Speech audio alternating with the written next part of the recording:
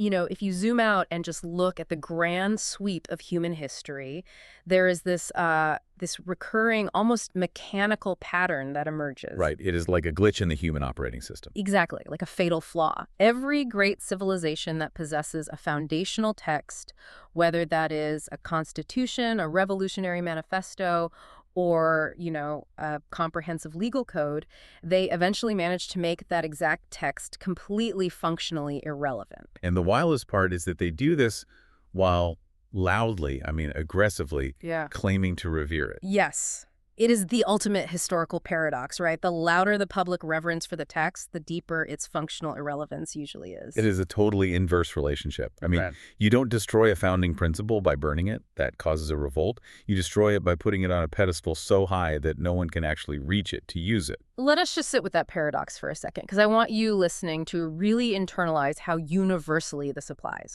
Think about the Roman Empire. Perfect example. Right. The Romans were architectural geniuses, sure, but their true crowning achievement was Roman law. It was the sophisticated, foundational system meant to standardize justice. But over centuries, what actually happened? Well, the elites twisted it. They codified all these loopholes and turned that very same legal framework into a literal instrument of oppression to extract wealth from the provinces. So the law was revered, but its core function of justice was totally abandoned. Exactly. Or look at medieval Europe. You have the Gospels, a text that fundamentally preaches, radical poverty, the overturning of social hierarchies, the inherent equality of all people. Right. Yet the socioeconomic structure built in its name was a massive, brutal, feudal extraction system. The text was chanted in cathedrals, beautifully illuminated in gold leaf by monks, completely venerated. Well, the actual functional reality of the society ran in complete direct opposition to its core economic directives. That is exactly it. And it is not just ancient history or religious texts. Look at the Soviet Union in the 20th century. They took Karl Marx, Who was, let's be clear, a political economist whose entire body of work was obsessed with critiquing the concentration of state and capital's power. right, and what did they do? They turned him into a giant, unsmiling portrait hung on the walls of government buildings while simultaneously constructing one of the most all-powerful, centralized, and oppressive state apparatuses in modern history. Because the mechanism is identical across all these eras. It really is. The formula is right there in plain sight. You take the operating manual for a functional social system, you systematically strip it of its operational function, and you convert it into a sacred They object. put it behind bulletproof glass. Exactly. Because once an operational manual becomes a sacred relic, it can no longer diagnose your structural failures. Huh. You have successfully neutralized the threat that the text poses to the ruling class. And that brings us to the core mission of our deep dive today. We're going to examine how this exact mechanism of civilizational sabotage was diagnosed with terrifying precision. Yes, terrifying is the right word. We are looking at a transcribed lecture by the thinker Ghulam Ahmed Parwez. Specifically, we are analyzing his breakdown of a classical text, Surah Al-Furqan, verses 27 to 31. But I need to be crystal clear with you right up front. Absolutely. We have to set the parameters here. We are not doing a theological sermon here. There will be no religious hyping, no mystical sentimentality. None. Parwez's analysis is fundamentally rational. We are going to dissect this material as a masterclass in civilizational survival, in sociology, and quite frankly, in systems engineering. Because we are asking the ultimate structural question, right?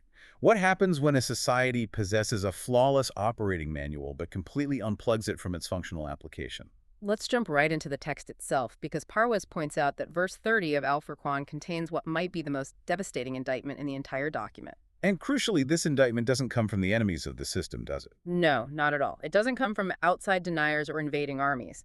It comes from the reformer, the messenger himself, speaking in what is described as the divine court. So what exactly does he say? The verse states, quote, "Waqala ar-rasulu, ya Rabbi, inna kuomi itakad huada al-Qurana Mahjura." Translated, that means, and the messenger said, "My Lord, my people have taken this Quran as a thing abandoned." Okay, wait, let me play devil's advocate here for a second, because if you are listening to this, you might be spotting the same paradox we just talked about. Paradox of reverence. Right. How can a text be abandoned, and the Arabic word there is Mahjura, How can it be abandoned if the society in question is constantly engaging with it? That is the big question. I mean, structurally, sociologically, how does Parwez distinguish between cultural application and structural application? Because if a community is building billion-dollar architectural monuments to the text, If they wrap it in silk, place it on the highest shelf for it. exactly, and literally organize their entire daily vocabulary and calendar around it. I mean, isn't a sociologist going to argue that this is a form of application? How is that abandoned? That is exactly the illusion the text is warning against. It is not disbelieved.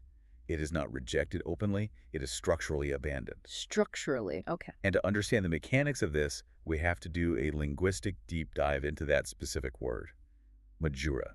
It comes from the Arabic root, H-A-H-J-R, right? Harjimra. And what does that root actually mean? It means to abandon, to forsake, to render something functionally irrelevant by leaving it behind. So it is fundamentally, mechanically different from the concept of rejection. Entirely different. Think about the cognitive difference here. Rejection is an active process. Right. If I reject your socioeconomic argument, I have to engage with it first. Exactly. You have to listen to your premise, Yeah. evaluate your data, and actively formulate a counter-argument to oppose it. That is active. Abandonment, on the other hand, is passive. It is insidious. It is preserving the outer shell of the thing while completely emptying it of its active content.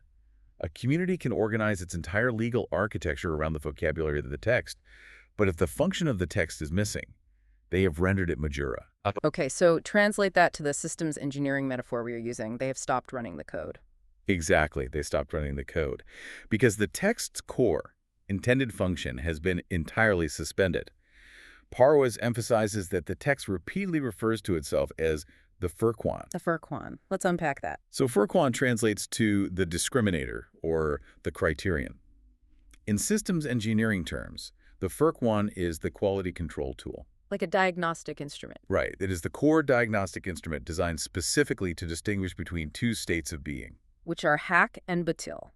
And we need to define those without the usual religious baggage. Yes, let's keep it structural. In this system's context, hak means truth, but specifically in the sense of that which is functionally constructive, historically stable, and aligned with reality. It is a system that works and sustains life. Right. Batil, conversely, means falsehood, but structurally it means that which is dysfunctional, artificial, extractive, and destined to inevitably collapse under its own weight. So when a society renders the text Mahjura, they aren't like throwing the machine in the trash. They are just unplugging the quality control mechanism. Yes. They keep the machine in the center of the factory floor. They polish the brass every single morning. They sing songs about how great the machine is. But they never actually run their economic policies or their social laws through it to see if those policies are hak or batil. That is precisely it. The diagnostic function is turned off. And Parwez points out how this abandonment happens systematically. I mean, it doesn't happen overnight via some grand philosophical rebellion. Right. People don't just wake up and say, let's destroy the system today. Exactly. The text diagnoses the specific mechanism of this decay in verses 27 and 28. And the root cause is, terrifyingly enough, not ideological warfare. Yeah. It is basic human sociology. It is peer pressure. Yes. Yeah. Social companionship replacing rational engagement. Let's unpack the anatomy of that social conformity, because this is where it gets incredibly relatable for anyone listening today. Verse 27 describes a wrongdoer, someone who realizes their social system is collapsing around them, biting their hands in regret. Right. Saying, I wish I had taken the path alongside the reformer. And then verse 28 says, woe to me, I wish I had not taken so-and-so as a friend. He led me away from the dicker, the reminder, or the code after it had come to me. Notice what is conspicuously missing from that lament. The person who led them away didn't present a superior logical argument. No, they didn't sit down with a whiteboard and disprove the operating system. Exactly. They didn't prove that Batil was actually better than Hak. Right. They just weaponized human biology against them. I mean, we are social primates. Our evolutionary survival historically depended on group cohesion. If the tribe kicks you out, you die in the wilderness. Exactly. And the vested interests in any society, the ones benefiting from a dysfunctional extractive system, they understand this primate psychology perfectly. They absolutely do. They realize they don't need to debate the book. They don't need to burn the book. They just need to make you look weird or disrespectful or radical if you actually try to apply its rules to the real-world economy. Or the power structure. If you stand up and say, hey, the Furqan says this banking monopoly is batil and structurally exploitative, the establishment doesn't argue the economics with you. No, they just isolate you socially. They make the social cost of applying the code significantly higher than the social cost of ignoring it. It is the path of least resistance. You conform to the group, you get the social rewards, you get the promotions, you get invited to the right dinners, and you just quietly bypass the rational application of the code. And Parwez introduces this specific concept from verse 29 to describe this dynamic. The word is kazula, the deserter. I want to really dig into this. What does kazula mean in this system's context? Because it sounds like military terminology. It is a profound sociological observation. To explain kazula, Parwez shares this brilliant, very victoral analogy of a shepherd. Okay, lay it out for us. Imagine a shepherd who takes a sheep out of the relative safety of the flock. He leads it deep into the dark forest, right to where the wolves are known to hunt, and then he just lets go of the rope and walks away. He abandons it entirely. Yes, that specific act of leading someone into danger and then vanishing when the consequences arrive, that is what kazula means. Wow. And Parwez says this is exactly what vested interests, which the text systemically refers to as shaitan or Satan, do to average individuals. They lure you out into the wilderness of systemic dysfunction with the promise of social acceptance. Like, come on, everyone is doing it this way. Don't be so rigid with the code. Exactly. And the moment the systemic collapse happens, the moment the society's economy or social fabric inevitably disintegrates, because it was built on batil, that social network that pressured you into conformity completely vanishes. The vested interests, the architects of the dysfunction, they retreat. They go to their gated communities, they access their offshore accounts, they have their golden parachutes. And you, the average citizen who abandoned the functional code just to be socially accepted, you are left to the wolves of systemic collapse. Right. The friend, mentioned in verse 28, the one who led you away from the code, is a kazula, a deserter. Man, that is a bleak, chilling diagnosis, but it is so incredibly accurate to how corporate and political collapses happen even today. It's a literal blueprint. It really is. It's a blueprint of how an entire society can walk itself off a cliff while holding hands, just so no one feels awkward breaking from the group. Which brings us to what Parwez calls the talismanic defense. Right. Because if a society is ignoring its foundational manual, they need a psychological cover story. Yes, the engine of reason completely stalling out against the tyranny of unproven assertions. The Mahjura diagnosis is brilliant precisely because it identifies how a community maintains the illusion of a rational order while engaging in total chaos. You take the text and you turn it into a talisman, a magical charm, a source of mystical blessings. Let me push you on why that's so dangerous. Because if you are listening to this, you might be thinking, if people want to treat a book as a magical charm, who cares? Why is that worse than them just ignoring it? Because if we connect this to the bigger picture, the talismanic approach is a highly sophisticated defense mechanism against structural accountability. Unpack that for us. Look at it this way.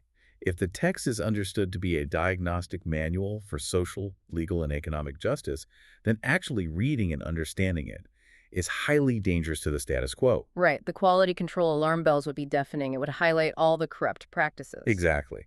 But if you convince the population that the text is just a magical incantation, if you tell them that simply reciting it without understanding a single word of it grants them invisible points in the afterlife, then the text is completely safe. It has been defanged. Defanged completely. Oh. The talismanic approach is sociologically far more corrosive than atheism or active disbelief because it provides the population with the psychological satisfaction of engagement. They feel like they are doing the right thing. Yes. Which totally insulates the community from feeling the need to apply the text's actual demanding structural requirements. And Parwez notes a fascinating psychological defense that kicks in here. He says that any rational community member who stands up and points this out, someone who says, hey, everyone, we are beautifully reciting the manufacturing manual, but we are building the machine backwards and the factory is on fire. That person will not be attacked for disbelief. No. They will be viciously attacked for disrespect. How dare you question our reverence? Look at how beautifully we sing the manual. Look at the silk we wrapped it in. The emotional attachment to the sacred object totally replaces the operational commitment to the functional code. It's a genius bait and switch by the vested interests. Yeah. And Parwez goes into extensive, almost forensic historical detail about how this tying down of the operating system happened. Because remember, the constraint here, the physical text itself, was guaranteed to be preserved. The elites couldn't just change the words. They couldn't rewrite the manual. So how do you bypass an immutable, permanent code that threatens your power? You tie it down. Parwez uses this incredible metaphor of tying ropes to a buffalo. I love this analogy. Let's really paint this picture for the listener.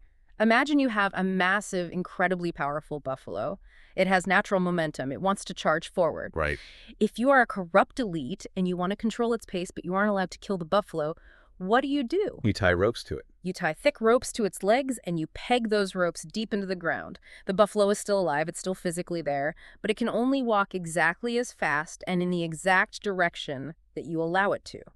You've stripped its natural freedom without altering its physical body. Precisely. And Parwez outlines 5 specific historical mechanisms, 5 ropes, if you will, that were systematically designed and implemented to sabotage the operating system without ever changing a single letter of the primary physical text. This is an absolute masterclass in institutional capture. I want us to spend serious time walking through these 5 mechanisms of systemic sabotage, because this is where the history gets wild, and the systems engineering parallels are just mind-blowing. Let's start with mechanism number 1, missing code.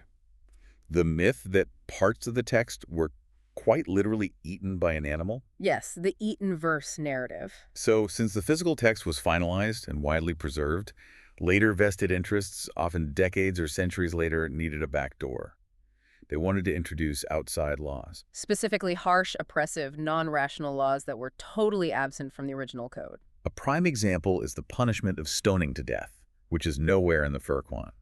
So how do you insert a violent, oppressive law into a closed, perfected system? You invent a glitch. Exactly. A narrative was fabricated, essentially a widespread rumor that there actually used to be a verse dictating stoning. Right. The story claimed this verse was written on a leaf or a piece of leather and kept under a bed. And during a moment of household confusion, a domestic goat wandered in and ate it. Okay, I have to stop you. A goat, a farm animal, ate the foundational code of a civilizational operating system, and the intellectuals of the time just nodded and accepted this. Absolutely did. It sounds like a bad joke. From a sociological standpoint, how desperate does a vested interest class have to be to fabricate a story like that?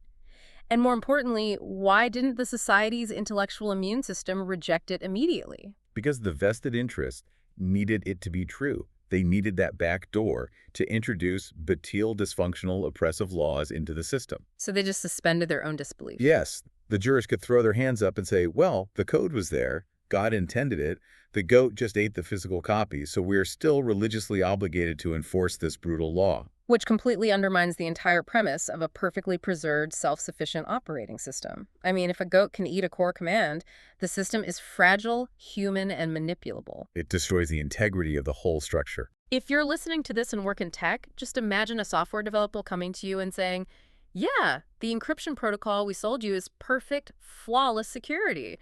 But my dog actually ate the USB drive that had the firewall code on it, so just trust me on this new undocumented security patch I'm verbally telling you about. It's completely absurd. It really is. But it works if the people in charge want that patch installed. Okay, so if you can't convince people a goat ate it, you attack the resolution of the text itself. Mechanism number 2, the diacritical myth. This one is an attack on the linguistic integrity of the text. To understand this, you need to know that the Arabic language relies heavily on diacritical marks. Right, the dots. Exactly. Dots placed above or below the base shape of the letters to distinguish between consonants. For example, a B, a T, and a V all look exactly the same if you remove their dots. They share the exact same skeleton. Exactly. So a narrative was systematically spread claiming that the original divine text was completely devoid of these dots. Okay, so the claim is that it was ambiguous. Right. The myth asserted that the text was written bare, and that all the dots which, remember, lock in the precise meaning of the words, were added much, much later by ordinary human administrators trying to make sense of it. Which opens up a massive system-wide vulnerability. Because if the original text truly lacked dots, then any later jurist or politician can point to a law they don't like and say, actually, the humans who added the dots guessed wrong. Yes, if we move the dot from the top to the bottom, this verb changes completely. And actually, the text supports my new tax policy. It introduces doubt at the molecular level of the code. That is the exact strategy. Parwez argues vehemently, using historical and linguistic evidence, that the text always had its precision. The language was mature. But this myth of the dotless original was introduced as a rope to tie down the buffalo. Exactly, so that legal scholars could stretch, bend, and morph meanings to fit their contemporary political agendas. It turns a fixed, rock-solid constitution into a fluid, highly manipulable, deeply subjective document. It's hacking the source code by claiming the source code was blurry to begin with. It is brilliant and malicious. Very malicious. Then we get to mechanism 3, which is where things get even more chaotic, the 7 dialects. This is the claim that there wasn't just one clear manual. Right. This narrative claimed that the divine actually sent down the text in 7 different, sometimes conflicting variations or dialects. And what was their excuse for that? The justification given was that this was done to make it easier for different, disparate desert tribes to read and pronounce. Okay, let's apply our systems lens here again. Imagine a newly formed country having 7 different versions of its constitution circulating simultaneously. It'll be a disaster. And the Supreme Court just gets to pick which one they feel like citing on any given Tuesday. It would be total unmitigated chaos. A legal system requires singularity to function. Now, the historical narrative surrounding this myth is even more absurd. The story claims that a few decades later, the confusion was so massive that a political ruler had to step in, arbitrarily pick one version to be the standard, and literally burn the other 6 versions to stop civil wars from breaking out. Wow. Parwez points out the absolute theological and logical absurdity of this entire narrative. Right, because why would a flawless, divine system be introduced in a way that inherently causes civil division? Exactly. And then require a human politician to fix God's mistake by burning the alternatives? It makes no sense rationally. But structurally, it makes perfect sense as a sabotage mechanism. It is, again, a retroactive narrative designed to dilute the singular absolute authority of the primary written code. It creates plausible deniability. Whenever a vested interest wants to do something contrary to the text, they can whisper, well, maybe my action was justified in one of the burn versions. It's a hacker finding structural exploits in the mainframe. But mechanism 4, this is the big one. This is the rope that practically strangles the buffalo, the doctrine of abrogation, or NASH. This is undeniably the most destructive mechanism Parwez identifies. Explain how it works. Abrogation is the formal legal claim that certain verses in the text, sometimes estimated to be hundreds of them, were effectively canceled or overwritten by later verses. Cancel? Yes. The canceled verses are still physically printed in the book. You still recite them beautifully in your prayers for blessings, but their operational legal weight is absolute zero. They are considered null and void. Think about this from a strict systems engineering perspective. Imagine you buy a brand new, highly complex piece of machinery, let's say a car. You open a manual, and on page 10, it explicitly says, press the brake pedal to stop. Right. But your mechanic tells you, oh yeah, the manufacturer left that line in the manual for poetic value, but they actually abrogated it in a later verbal update. You can't use the brake pedal. Now you have to pull the emergency brake and just pray. You would crash the car immediately. The system would violently fail. If 500 lines of core operating code are deprecated, but left visibly in the manual, and a group of unelected human jurists get to sit in a room and arbitrarily decide which lines are live and which are dead, the system crashes. It ceases to be an objective manual and becomes the hostage of whoever's interpreting it. Exactly. To illustrate the sheer absurdity of this, Parwez shares a brilliant, darkly comedic Punjabi anecdote. Oh, I love this one. A man from a village buys a horse, a beautiful, strong, highly capable horse. But the man has no idea how to actually ride. He gets on the saddle, and he kicks the horse hard in the rear. Which is the wrong signal. Exactly. The horse rears up defensively, then he kicks it in the neck. The horse drops to the ground, totally confused, paralyzed by the conflicting signals. Right. And the man gets off, brushes himself off, and complains to the seller, this horse is useless. It's fundamentally broken. Let me guess. The horse is the foundational text. Exactly. Parwez says this is exactly what the vested interests did to the Quran.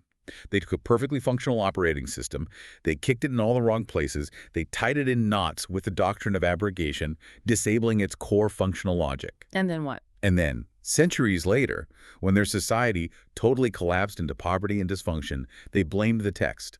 They said, see, the system doesn't work in the modern age. It's incompatible with progress. When in reality, No, you literally uninstalled the functional parts. we intentionally turn off the brakes, smash the steering wheel, and now that the car is in a ditch, we declare the car is flawed. Oh, It is absolutely maddening when you see the mechanics of it exposed like this. it is entirely by design. And that leads us directly to the fifth and final rope, which seals the deal. Overwriting code. If you've already claimed verses are eaten, dotless, burned, and abrogated, what's the final step? The final step is to elevate secondary human material above the primary code. How did they do that? This is where you take oral folklore traditions and rumors, compiled by their own admission roughly 250 years after the system was originally established, and you legally grant it the power to abrogate or override the primary written constitution. Just pause on the timeline there for the listener. 250 years. Think about trying to accurately compile oral rumors about George Washington today. Without any written proof. Exactly. Without any written proof. And then using those rumors to cross out sections of the U.S. Constitution. It is exactly that scale of temporal distortion. Parwez points out that these oral compilers gathered hundreds of thousands of rumors, fragments, and hearsay. Hundreds of thousands. Yes, they filtered them through their own subjective human judgment centuries after the fact, and they created a massive secondary body of law. And then the ultimate sabotage. Yes, the vested interests structurally ruled that this secondary subjective oral folklore could legally cancel out the primary objective written code. Which is the ultimate corporate coup. I mean, you don't rewrite the company charter. That would cause revolt. You just pass a quiet board resolution stating that the CEO's unrecorded verbal memos from 2 centuries ago legally override the charter. It is brilliant in its sheer malice. And through these 5 mechanisms, the eaten code, the missing dots, the 7 dialects, abrogation, and overriding folklore, you have successfully rendered the foundational text Mahjura, abandoned. You have achieved reverence and irrelevance simultaneously. It is still sitting proudly on the altar. You still sing it beautifully with perfect pronunciation, but it has zero operational authority over your socioeconomic reality. But this raises a massive, unavoidable question. Which is? What actually happens to a society that does this? Because systems, unlike human egos, don't care about your feelings. Right. The universe doesn't care. They don't care about your rituals, your beautiful singing, or how much silk you wrap the manual in. Systems operate strictly on cause and effect. Which brings us to Parwez's analysis of a core concept in the text, the law of requital, or mukafate amal. Yes, the law of requital. And if you are listening, we need to be aggressively crystal clear here. When we talk about the law of requital, we are not talking about some supernatural anthropomorphic deity sitting on a cloud, getting personally offended because people aren't reading his book respectfully enough, and throwing lightning bolts at their cities. No, not at all. We are talking about cold, hard, functional consequences. Exactly. The law of requital is structural physics. When a community systematically abandons the Furqan, when they unplug the discrimination tool, the quality control mechanism, they inherently lose the capacity to distinguish between social arrangements that work and those that don't. They fly blind. Yes. They lose the ability to tell a productive economic loop from a parasitical extractive one.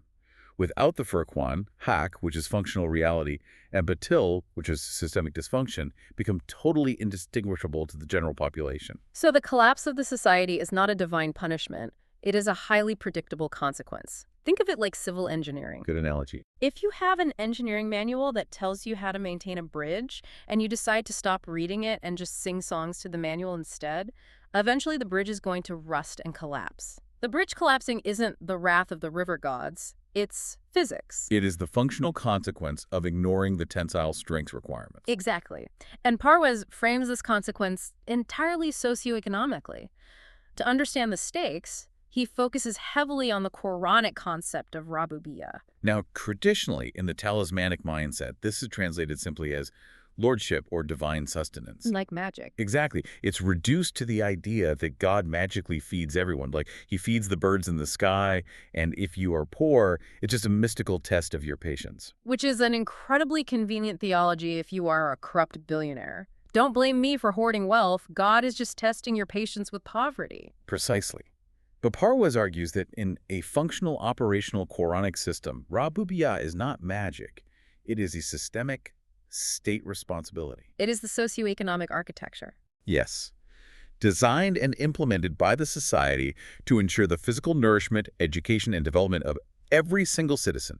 It is logistics, supply chains, and equitable distribution. This is where that amazing historical example from the second caliph, Umar, comes into play. I want to spend time on this because it is one of the most profound, concrete illustrations of an operating system actually functioning in reality rather than in theory. It is a perfect Oh, example. what'd he say? Umar famously stated, as the head of state of a massive empire, that if even a single dog dies of starvation on the banks of the distant Tigris River, the administration, meaning he himself, will be held personally and structurally accountable in the divine court. Let's analyze that through our systems lens. If you listen closely to what he is not saying God will magically feed the dog. He is saying the state's socioeconomic apparatus is responsible for the baseline survival of all life within its logistical borders. That is what operational Rabubia looks like.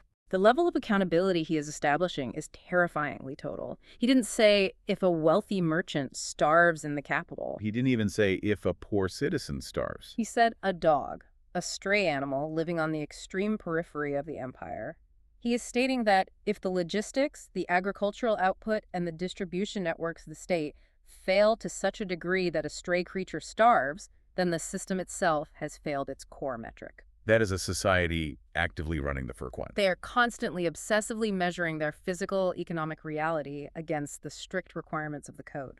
But when a society becomes Mahjura, when it abandons that code and unplugs the diagnostic tool, who steps into the power vacuum? Who takes over the distribution networks? This brings us to a crucial definition in verse 31. The text says, quote, وَكَذَلِكَ جَعَلْنَا لِكُلِّ نَبِيٍّ عَدُوًّا مِنَ الْمُجْرِمِينَ. Which translates to what? It translates to, and thus for every prophet, we appointed enemies from among the guilty, or the mujrimeen. Okay, we need to completely redefine the word guilty or mujrimeen here. Because in modern religious parlance, usually we think of a sinner as someone with a personal moral failing. Someone who drinks too much, or gambles, or doesn't pray enough. Right. But Parwez has a very specific structural economic definition for this term, doesn't he? He does. In systems terms, the mujrimeen are the vested interest class. If you look at the linguistic root of the word, it implies those who cut themselves off. Cut themselves off from what? Sociologically, these are the elites who have severed their connection to the productive system of society. They no longer labor. They extract value rather than contribute it. A monopolist? Yes, the hoarders, the exploiters who build their immense generational wealth, specifically by creating artificial scarcity for others. They are the rent seekers of both the ancient and the modern world, the ones who buy the toll bridge and just charge people to cross it without ever doing maintenance. Precisely. And verse 31 makes a profound sociological claim. It says, these extractive classes are the inherent structural enemies of the reformer. Because when the reformer arrives and tries to reactivate the Furqan, when they try to plug the quality control machine back into the wall and run the economy through it, it immediately flags their extractive loop as batil. The enmity from this elite class isn't personal. It's not that they dislike the reformer's personality or his tone of voice. It is strictly structural. A functional code of economic justice is a direct existential threat to an extractive monopoly. Wow. So it's essentially a massive turf war over the operating system itself. The reformer steps up and says, hey, we need to run the diagnostic on where our society's wealth is going. We need to check the logs. And the vested interests, the mujrimeen, panic and say, no, just keep chanting the manual. Sing it louder. Wrap it in more silk. Do not look at the spreadsheet. But this raises another question. If you are listening, you might wonder, how do they get away with it? How does a society tolerate this massive, obvious economic extraction and systemic failure without revolting against the elites? Parwez points out that they introduced a bug into the system, a literal cognitive virus that was intentionally downloaded into the society's theology to distract everyone. This is one of Parwez's most fascinating historical and sociological insights. I call it the Zoroastrian bug. It is brilliant. Parwez argues that to avoid structural accountability, societies inevitably invent a supernatural scapegoat. He specifically traces this back to the historical infiltration of Magian or Zoroastrian dualism into the community's thought process. Exactly. Let me make sure I understand the mechanics of how this bug was downloaded. Dualism being the ancient concept of two equal competing forces in the universe, right? Yes. In ancient Persian theology, you had Yazdan, the god of light, and Ahriman, the god of darkness. They were locked in a perpetual cosmic wrestling match for control of the universe. Okay. Parwez shows how this fundamentally foreign, non-Quranic concept was imported and used to completely mutate the Quranic concept of shaitan, or Satan. Because originally, in the Pure Code, shaitan simply referred to internal selfish desires or external human vested interests, the exact mujrimeen we just talked about. Yes. It was a descriptive term for rebellious, extractive, destructive human behavior. But wait, if Satan is just human greed and systemic corruption, then we have to actually fix it. We have to confront the rich guy exploiting the poor guy. We have to reform the banking laws. That's incredibly hard work. That requires political action, risk, and structural change. Precisely. That is too much work, and it threatens the elites. So instead, the society culturally adopted a supernatural, omnipresent Satan. A magical, invisible beast with horns walking around, whispering into people's ears, single-handedly causing all the world's poverty, war, and corruption. Why? What is the psychological utility of that? Because externalizing the blame to a mythical creature is infinitely easier than confronting the actual shaitan, the corrupt socioeconomic systems, and the very real human elites who are manipulating them. It is the ultimate masterful deflection of accountability. Think about it if the economy crashes, or if there's massive state corruption.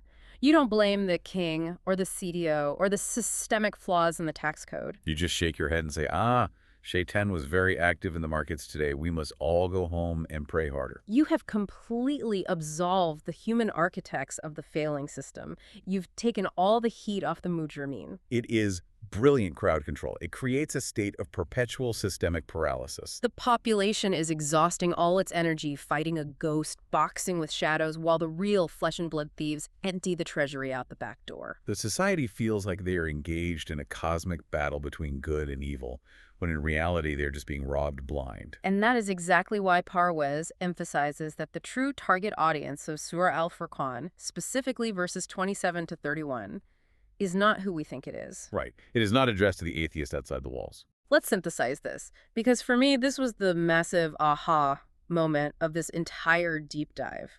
Verses 27 to 31 are not some philosophical argument meant to convince a pagan to believe in a deity. No, they are an urgent, flashing red light diagnostic report delivered directly to a community that already claims to believe. It is a devastating message to a society that has meticulously preserved the physical code but entirely abandoned its function.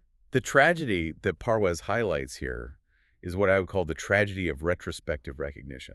Let's go back to the imagery of verse 27, the person biting their hands in despair, saying, "I wish I had taken the path alongside the reformer." The tragedy is that they realize it, but they realize it too late. Exactly. They realize it at the exact moment of systemic collapse. The person who followed the path of comfortable social conformity, the person who went along with the talismanic reverence, who ignored the economic exploitation of their neighbors because everyone else in their social circle was doing it, Who blamed invisible ghosts instead of holding their human leaders accountable. that person discovers entirely too late that the law of requital, mukafade amal, had been quietly running in the background the entire time. Right.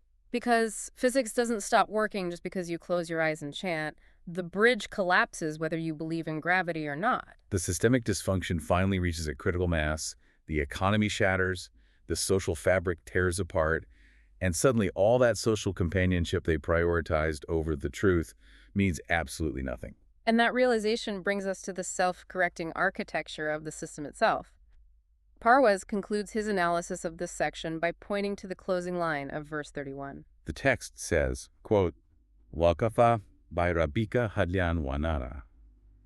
This translates to, sufficient is your Lord as a guide and a helper. Now, after everything we've just discussed, after decoding the system's engineering language here, we know for a fact this isn't a promise of magical, supernatural protection. No, it's not a deity saying, hey, don't worry about the math, I'll send a legion of angels down to fix your inflation rate and repair your bridges. No, absolutely not. In systems engineering terms, it is a statement that the operating system, if it is actually operated, provides its own internal navigational capacity. The rational order itself is sufficient as a guide and a support.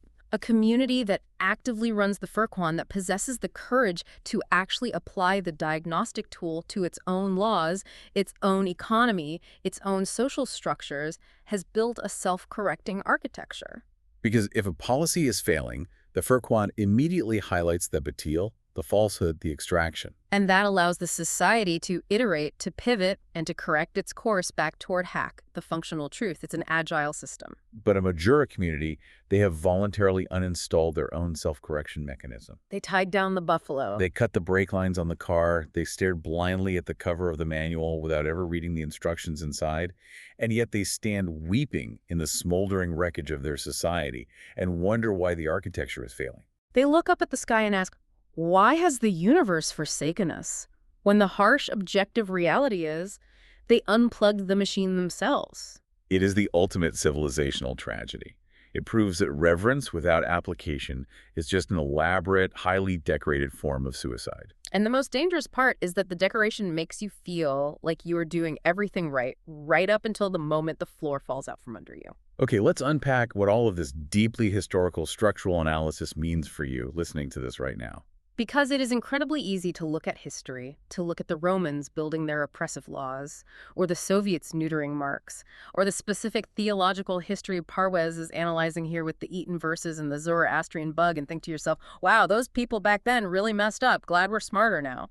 But the mechanism of Mahjura, this concept of functional abandonment heavily disguised as reverence, is a human constant. It is happening right now. It absolutely is. It is a bug in primate psychology. You have to ask yourself right now, what are the operating systems in your own life, in your organization, in your society at large? What are the founding principles, the constitutions, the mission statements that you publicly claim to revere, but have entirely ceased to apply as functional diagnostic tools? If you're listening to this on your commute, think about the mission statement of your company. Is it a Furqan?